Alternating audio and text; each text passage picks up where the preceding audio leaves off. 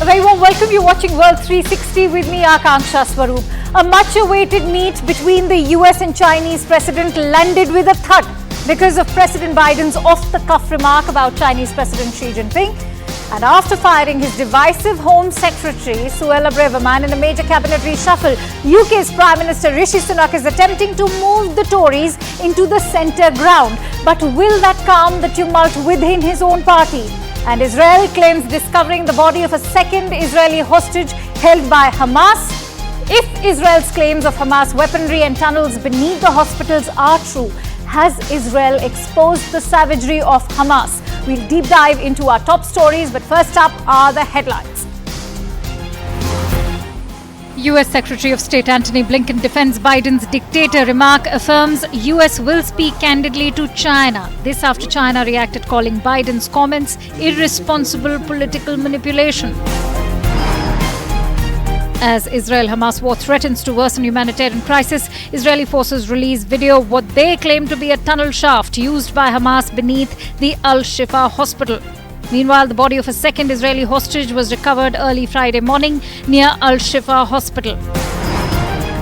Former US President Donald Trump leads President Joe Biden by 2 points in the latest poll. The Yahoo News YouGov poll found Trump as a slight edge over the sitting president in a hypothetical rematch. With 130 countries in attendance at the second Voice of Global South Summit, Indian Prime Minister Modi conveys that the Global South wants its autonomy and is ready to take big responsibilities in world affairs. And Indian authorities contact Thai cave rescue team as urgency increases to reach trapped men. Let's begin with our top focus on the APEC meet. The US President Joe Biden and his Chinese counterpart Xi Jinping met in California on the sidelines of the APEC summit and held marathon talks for 4 hours. The key achievement? Washington and Beijing have now decided to resume military communications and chalked out an agreement to crack down on the drug fentanyl. Interestingly, Biden and Xi still refuse to see eye to eye on Taiwan, the most sensitive topic in the US-China relationship, with the greatest potential to spiral into a wider conflict.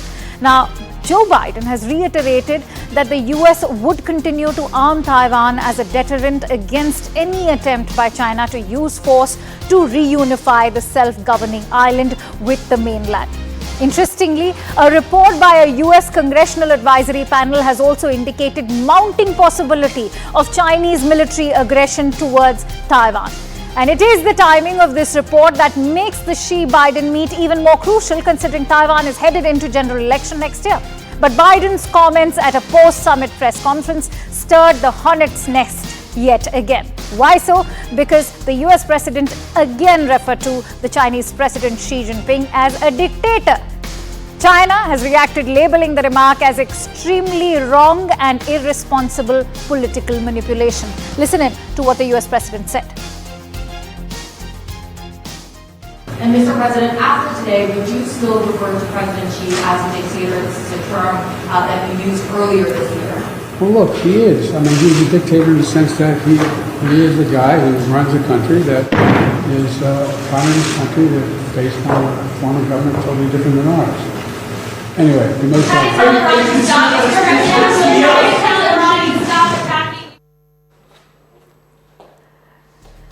Tom Linson, who is the advisor to the Senate Intel Committee, joins me live right now. Thank you so much, Lauren, for joining in on World 360. Now, soon after the straightforward summit talks, which US is, of course, claiming as their moment of truce with China, the US president, in his post-summit press conference, as you heard, said that his view that Chinese President Xi Jinping was effectively still a dictator has not changed. That China, of course, has also responded, calling it extremely incorrect and irresponsible political manipulation. Has this comment poured water over all the hard work that was put by US and China to bring the two presidents to the talking table?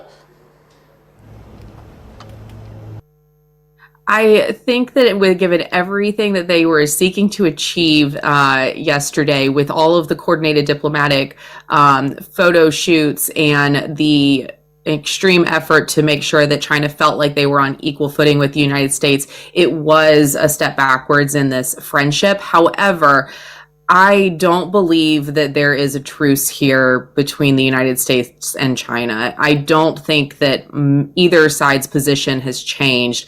There is at least the agreement that we don't want to immediately enter into conflict with one another. But other than that, I think that this competition, however you want to frame it, is going to continue. There were no real agreements that came out of these discussions. There was no joint statements, communique. There wasn't even a joint press conference. I think that the president conveyed exactly what he thinks, and what the United States will continue to think about President Xi running a communist country as a dictator. I mean, that's just true. Lauren, at the same time, the US president has maintained that he's conveyed to China that they should not be meddling in Taiwan's affairs. Taiwan has a presidential election coming up in January.